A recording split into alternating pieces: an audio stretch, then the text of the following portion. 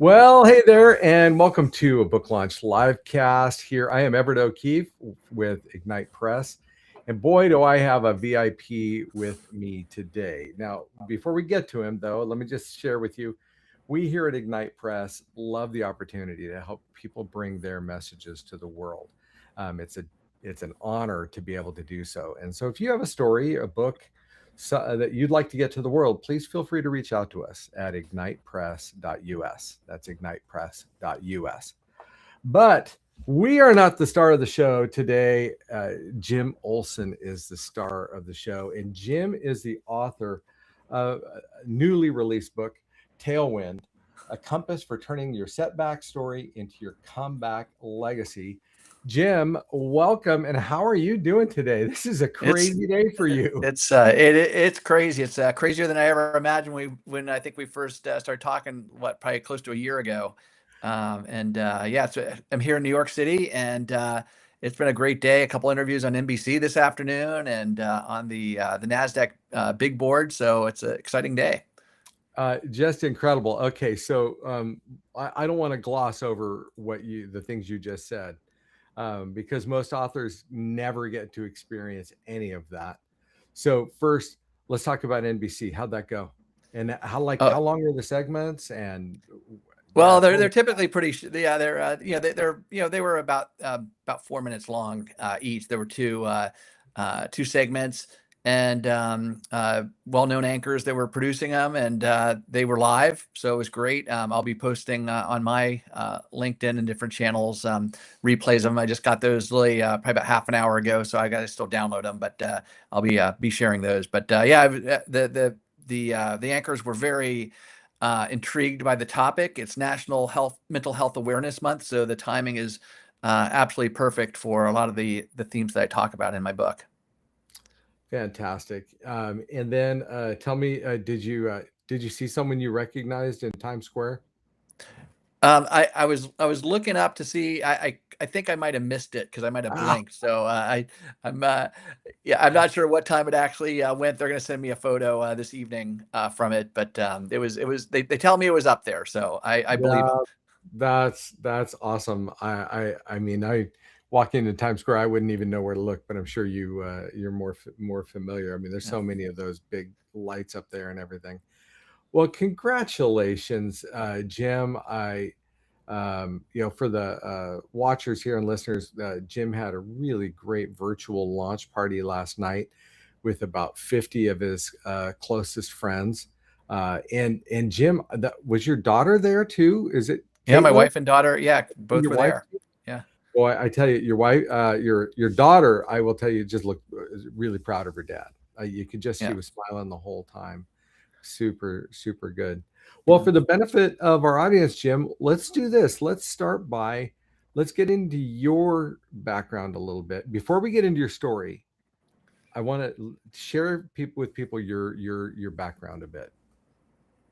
Yeah. So I'm a career-long corporate storyteller. I've worked for several Fortune 500 brands. I was chief communications officer at United Airlines, Starbucks, led communications at US Airways when Sully landed the plane on the Hudson River. And then I've also worked for startups along the way too. My latest role was head of brand and communications at America's first new airline, Avelo Airlines. So I've kind of gone the whole spectrum from startup to 100-year-old companies and brands, and was flying high until I wasn't flying high, and I got blindsided by a double-barrel medical crisis. Well, on that note, why don't you share with us your story, and you don't have to give the 1 or 2 minute version of it. Okay. Yeah. No. Well, it's all in the book, so if folks want all the details, it's all laid out there. I at least can now say with complete honesty that I'm an open book because my life is an open book in there. But yeah, it was very unexpected. In January 2024, I was diagnosed with stage 4 melanoma. Even though admittedly I'd spent a lot of time in the sun, I didn't have any of those traditional spots that you find on your skin that are associated with melanoma. So it was kind of a fluke, which is another whole story for another day, how they actually found it. But I was just very lucky one way or the other that they found it, and it had spread to my lung and to my brain. And there's about 10% of people out there who have melanoma who there is no visible spots of it on the surface area. It just metastasizes, on an organ or two, like in my case. And so went through treatment for that for the first 6 months, continued to work full time, and then got this do hard things tattoo put on my shoulder because I thought I was doing so well and I was just kicking cancer to the curb. And that kind of jinxed things because about a month later, I lost a good portion of my vision through this optic nerve damage, which some of the doctors think it might be directly related to the treatment I was getting. Others think there might have been other factors, or it might have been a combination. But in any event, doesn't really matter. I'm stuck with it. But so I'm legally blind now, and I can see you, Everett, and I can when things are really up close. But I can't drive anymore, and I'm kind of a bull in a china shop. So walking through the studio today, I was very careful not to knock over any cameras or trip over any cables and break the entire studio. So I've just got to be a little more careful and when I'm navigating and make sure I don't get hit by a cab crossing the street, that kind of thing. But yeah, that's the gist of it. So the good news is I'm doing really well on the health front. Essentially aside from the vision that continues to anchor me down, but I wouldn't probably be writing this story and telling the story if that hadn't happened either. So Yeah, in fact, I think that leads us really well into the thought behind your title, Tailwind. Why don't you explain why you selected that as a title?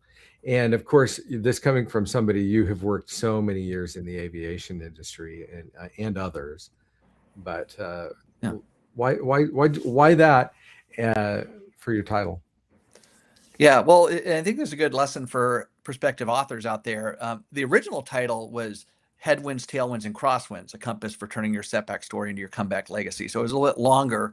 And after talking to a few folks, I was advised that consolidating it down to 1 or 2 words max would be more appealing and easier. And I guess, and you're an expert in this as well. Like I was just kind of told shorter is better at least for the main headline. So I thought, it's a very optimistic book. I could have gone with Headwinds, but really in my mind, the book is really about turning headwinds into tailwinds and turning your setbacks into comebacks. And so tailwinds really is the optimistic kind of uplifting thematic I wanted people to ultimately take away from it. So it's like in an aviation, tailwinds what accelerates your. You get a good tailwind when you're flying from California to New York. A good tailwind gets you where you want to go a little bit faster, and that's what I hope my book will do for others. If you're going through a really traumatic period in your life, whether it be in work or at home, hopefully this book will help you navigate those storms maybe a little bit smoother and faster than otherwise. Well, and on that note, Jim, you must have had some pretty dark, challenging times where, I don't know. I don't know if packet is the right word, but I'm sure there were times where you just wanted to give up. Can you describe a moment? I mean, what was that journey like? Nobody's, everyone's journey is their own, but you really had the double whammy between the cancer and the vision. Yeah, like I said, I mean, I think the cancer in the beginning was super scary when I got the diagnosis. I mean, I never thought I'd even be uttering the word stage 4 in my life. I'd been a very healthy person up until that point. And then my dad had actually died just about 3 weeks or 2 weeks before I got the diagnosis. So I had kind of a that going on in the background as well. So I just kind of really I hadn't even fully processed his passing when this landed in my lap. And so, but once my oncologist and my doctors were very confident in this new immunotherapy technology. And so I really was making great progress. And then the vision loss hit as well. And so I think that was really the most traumatic for all of me. The cancer I muscled through and just again was making great progress there. But when the vision loss happened, that coupled with the cancer, there were some nights where or mornings I'd wake up and I'd kind of just sink into my sheets, pull the sheet over my head. And to your point, yeah, you certainly think about giving up. But I kind of asked myself this question, you can either, give up or get up each morning. And so I just would remind myself to get up and just keep going, because when you give up, there really is no hope, and when you get up there, you're at least giving hope a chance. Yeah, that was excellent. I want to let everyone know that Tailwind is on Amazon right now, where you can pick it up in Kindle, paperback, or hardcover. It's actually a special launch promotion on the Kindle, where you can actually get it for 99 cents, and highly recommend that. And I love, Jim, you have, boy, I'm looking at your testimonial, your endorsements here from Howard Schultz, Starbucks CEO, Ariana Huffington, uh, Captain Sully. You have an endorsement from him, and where he says Jim's book is a treasure trove of resilience, strength, and character, all traits he has mastered. I look at Bob Goff, Love Does author, Michelle Gass, CEO Levi, Oscar Munoz, CEO, former CEO United, and I'm blown away. Now these people, many of these people really well, and on the call last night, on your launch call, I heard them raving about your speaking, and how you've spoken to many of their groups and employees over the years, and you have a mantra that you share with people, and I was loving it, because one of the people last night remembered it after 20 years, and most people forget a keynote speech 5 minutes after they walk out the door. Why don't you share with us that mantra and teach into it? Yeah, well, as I was mentioning a couple minutes ago, when I felt like sometimes giving up and the walls were just crushing in around me, I recalled that there have been other people in even more precarious situations like me, like Sully when he landed the plane on the Hudson River. I worked with Sully at US Airways, was the head of communications there when that accident happened. And I thought to myself, well, if Sully, who's staring down the barrel of death, I'm actually in my hotel here in New York, literally looking at the Hudson River right now out my window as I talk to you, in the exact spot almost where he splashed down. So it's kind of ironic that we're having this conversation at this exact moment, looking at the spot where that plane was. And it just I thought back, well, how did Sully, facing imminent death with 150 lives in his hands, how did he actually navigate that crisis with really only minutes to spare and make critical decisions that were high stakes and high margin, the ultimate high stakes, high margin decisions. And the way he was able to land that plane successfully is following the textbook lesson that every pilot learns when they first become a pilot. Whether you're flying a jetliner or a civilian Cessna or a military jet, every pilot learns, and they've been doing this for a century now. Aviate, navigate, communicate. They learn that first and foremost, fly your plane. If an engine goes out, or there's a fire, or a hydraulic failure, whatever the situation might be, fly your plane. Keep the plane in the air, because if you don't fly the plane and you get distracted with, okay, where are you going to land, or you're talking to air traffic controllers or to passengers or to crew members, it's not really going to matter, because if the plane's not in the air, none of those other things matter. So just fly your plane first, stabilize the situation, which is what I kind of applied to my medical situation. Time I stabilized my situation. So that's kind of the first key lesson in the book is, whatever you're facing, whether it's a financial distress in your life, the loss of your home to a natural disaster, losing a job, or your company if there's a bankruptcy, or if if it's horrible what's happened to all the folks at Spirit Airlines this past week. But all of those folks are out of jobs right now. Many people probably lost a lot of money on the stock market betting on Spirit, might have lost their retirements. So there are a lot of people that are in distress right now. And so whatever the situation is, just stabilize your situation, Aviate, and then you can move into navigate, which is finding a safe harbor, a safe place to land, whether it be your real airplane or your life. And that's really the meat of the whole book. And then the third part is communicate.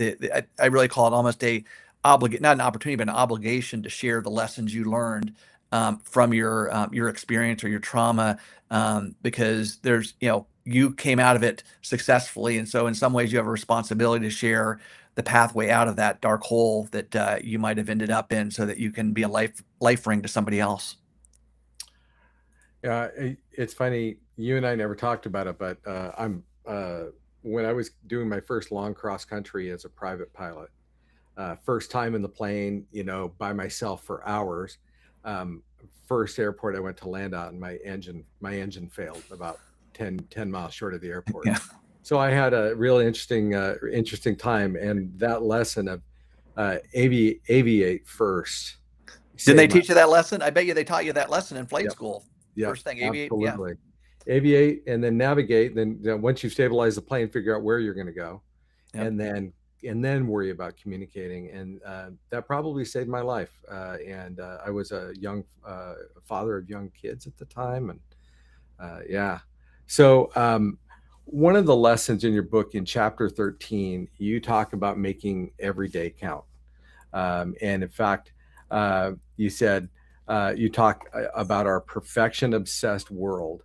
I think that sentiment resonates with many people. So for those who end up paralyzing themselves through doubt and fear centered around failure, how would you advise them to confront it in order to get the most out of their days and their lives, to make every day count?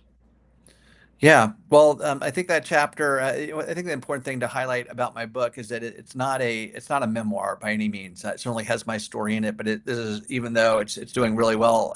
Actually, we're just checking Amazon in the aviation autobiography category. I think it is actually number one, or at least for a couple hours, it was number one in the aviation autobiography bestseller category there. But and I'm flattered by that, but it really wasn't intended to be a biography. Um, it's really a collection of lessons and stories, and there's about 15 other people that are profiled in the book that share their own story of how they were confronted by a crucible of some kind. Not just some are medical related, some are anxiety related, some are other issues, but they all share a common theme of facing some kind of challenge in their life, and overcoming that. And so Caroline Bowen, who I think is profiled and wrote part of that chapter, she has this great saying. She was a 50-year-old healthy pharmaceutical sales executive for Pfizer, and just very spontaneously had a flatlining heart attack. And she talks about seeing the other side for a brief period, and then went through months of rehabilitation on the other side of surviving that, and surrendered gave herself permission to surrender her high-flying career as a sales executive and pursued her passion and purpose of baking apple pies, her grandmother's famous apple pie recipe. She was on that call last night with us, and now she, for the last 5 years or so, she started selling them on her front porch of her house with her husband, and now she's distributing them all across the country, I think in 60 or 70 outlets in 12 different states.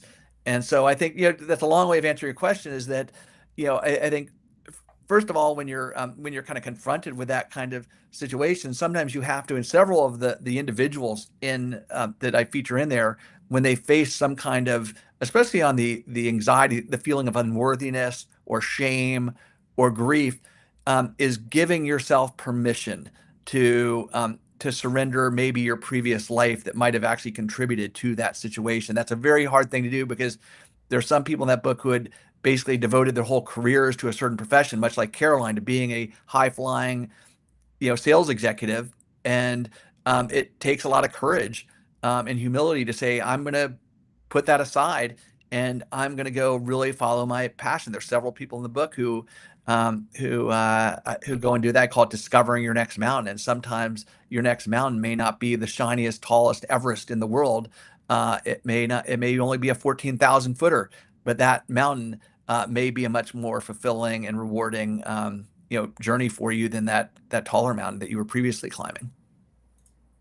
Yeah, Jim, your book is full of amazing stories, and you had some of those amazing people on last night. In fact, one of the things that impressed me is how you rattled off from memory all of these people that were there, and the some of the tragedies they had gone through and the struggles they had gone through, and how they had turned those, into a tailwind, basically, right? And really transformed their lives. And I know, part of it is, I'm sure some people, you have to come around to, what does your life mean, right? What truly is your identity? Because we do tend to put our identity in our work, and sometimes that our lives won't survive that. She was the woman you just mentioned is a perfect example, perfect example of that. Yeah. We did get a question from the chat here, and just said, what is one small step someone can take if they feel stuck in fear? Yeah. Well, first, I think is turning that fear into focus, right? So, if you look at pilots like Sully and others, even unfortunately in situations where it has not been as positive an outcome as Sully's, and no fault of the pilots, it wasn't because of bad airmanship. It could have been a mechanical issue that was just an unsurvivable issue. But if you listen to the and I know now it's great to learn that you share a passion for aviation, but if you listen to the ATC reports from some of these situations, whether it's Sully's or some of the other less positive ones, there's a stoic and composed nature of those conversations, right? They're just, these are human beings. Trust me, Sully was scared when he was having to make those decisions. And it's not so much that he was fearless, but he actually turned that fear into focus, and he turned his attention into trying to figure out, do all the calculations in his head very, very fast about the airports that he couldn't turn back to LaGuardia or go to Newark or go to JFK. There just was not with no thrust in either of the engines, he just would never have made it, and probably not only killed everyone on the plane, but a lot of people on the ground too. And so he didn't have time to have fear, but he very just intentionally turned that fear into focus. And I think that's what soldiers do in the military. I think that's what all kinds of first responders do when they're faced with, a 9/11 situation.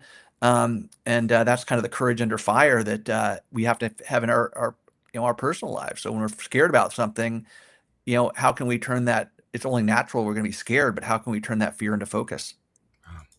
Well, it's a good lesson, because whatever else was going on in Captain Sully's life that morning, and whatever stressors he might have had at home or at work or wherever, that all went away because Yeah. he suddenly he turned that fear to focus.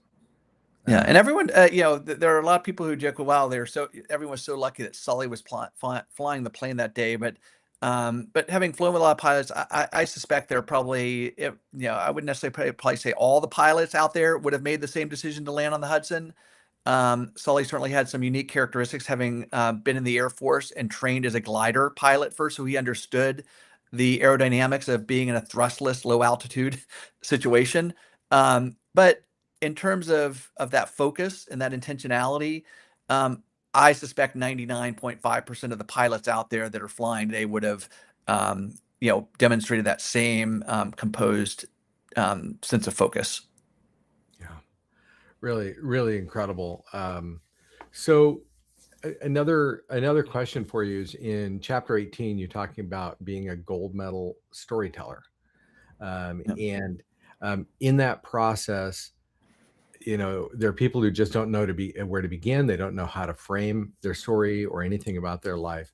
So what would you say to people who feel like they don't really have anything to add to an ongoing conversation based upon their experience? Like, what advice would you give them to show in that process? Well, first I would say we all have a story to tell. And look, and the point of that whole section of the book is not to make people feel like they have to tell their story. A lot of people's stories are very personal, and there are situations where you might not want to reveal everything that's going on. I certainly struggled with making a decision. About how much of my whole medical situation I was going to reveal. Now, I made the decision to make it an open book. But I'm not here to tell people that they should make that same decision, because there's implications that go along with that. But I do think that if you, that you can, and I think a lot of people will value, regardless of whether it's a medical situation or some other crucible you're facing in your personal, professional lives. I think there is a lot that other people can learn, from that situation. And stories are the best way to convey these very complex situations. Take, for example, what we're just talking about right now. It's the story of Sully landing the plane on the Hudson River and the Aviate-Navigate-Communicate protocol that he followed, and how that translates into our personal lives and traumas, right? It's a story that I'm telling that actually brings to life the framework and the mindset that I talk about. And I list in that whole section, because there's 5 or 6 chapters that talk about storytelling and some of the tricks of the trade for how to actually tell. I talk about the hero's journey, Joseph Campbell's theory on the arc of a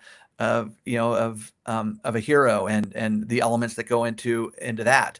I talk about there's the final chapter is 5 reasons not to tell your story, right? Because I end with that because I go through all these tricks and trades for telling a great story, but I also want to remind people, if your intentions for telling your story aren't authentic, and are more self-serving than serving others, then you might want to think twice about telling that story. People will read through that very quickly. So, for example, the temptation is to tell a story of strength, to tell a story of victory. But if you think about it, if you watch the Olympics, for example, that's what I call gold medal storytelling. Many of the most compelling stories that we see in the Olympics, take Lindsey Vonn or the GOAT or others, it's the defeats that they face, and that we kind of really latch onto, right? It's the tragedies that are then turned into triumphs, right? And so that's what really makes those compelling stories, is not the victory lap and the getting the medal put around their neck, but rather it's the setbacks that they face in getting to getting to that point where they get the gold medal wrapped around them. Wow, incredible! And I so glad you infuse so much story into your book, and not just your own, right? Inspiring stories, and you can imagine, as a publisher, we see a lot of manuscripts where people just want to tell, and story is the thing that really works, and you've just really carried that out. But I do lay out, like in there, I forgot which chapter it is, but I think it's basically the chapter of I call it find the story in your storm, right? And so I lay out, I think, 5 or 6 different kinds of stories that you can write. And they all kind of start with S. There's stories of shame, right? If something's happened to you, even if it's not self-inflicted, if it's imposed upon you, you can feel shame. I even feel it, right? Like, I got melanoma, and I feel shame that I may have spent too much time in the sun, right? And so you've got to have that vulnerability. That's a very hard thing to do, to put that out there, especially if you're a very competitive, strong-willed person. And so if I had just gone out there and said, hey, look, everybody, I kick cancer's ass,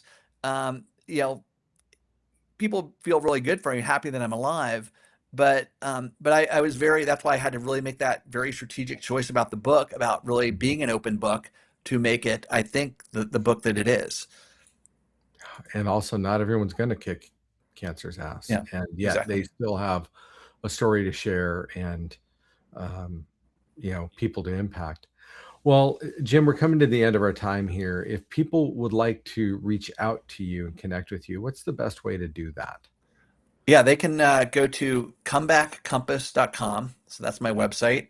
And there you'll find there's a couple of great videos there, that a couple of the talking about storytellers, some of the great storytellers that helped me produce those were on the call last night, but you can see both of those videos there. So if you want to, again, kind of go on the journey with me, they do a very nice job of one does a good job of kind of documenting the journey up to the point of the book, and then the other one kind of tells from that point onward, from when the book was kind of done, and what the key kind of themes and messages and lessons are from the book. So there's kind of 2 different thematics to those videos, but and you can read more about my life on that website as well.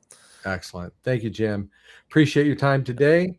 And everybody, pick up your copy of Tailwind at Amazon today. And we will be excited to hear the stories that you share, that you learn from it. Thank you. Thank you.